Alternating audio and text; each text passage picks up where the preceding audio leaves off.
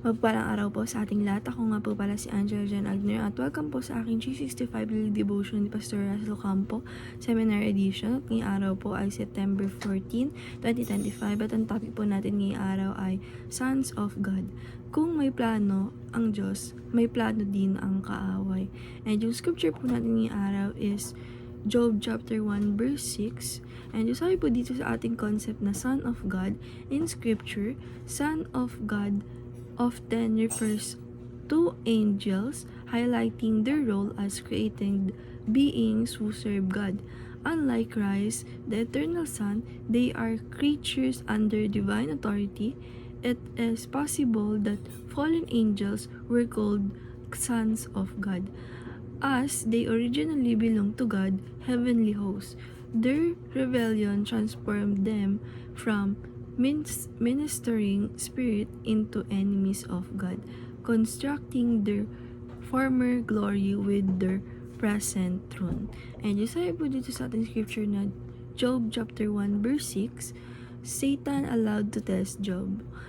Now, there was a day when the sons of God came to present themselves before the Lord, and Satan also came among them. Sa Tagalog po, dumating ang araw na ang mga anak ng Diyos ay humarap kay Yahweh at naroon din si Satanas.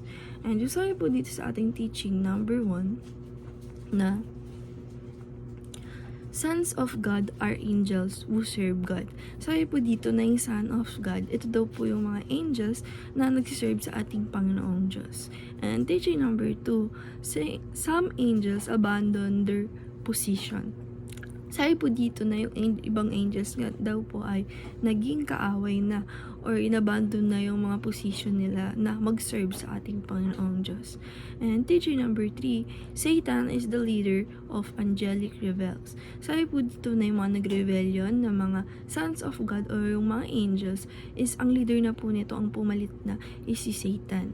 And application number 1, treasure our privileged position in Christ. Sabi po dito na apply po natin sa sarili natin or sa life natin na kung may position man po tayo na dapat gawin na i-glorify ang ating Panginoong Diyos sa araw-araw is dapat na i-privilege natin yung or i-treasure natin yung position na yan. And application number 2, test every spirit whether they are from God.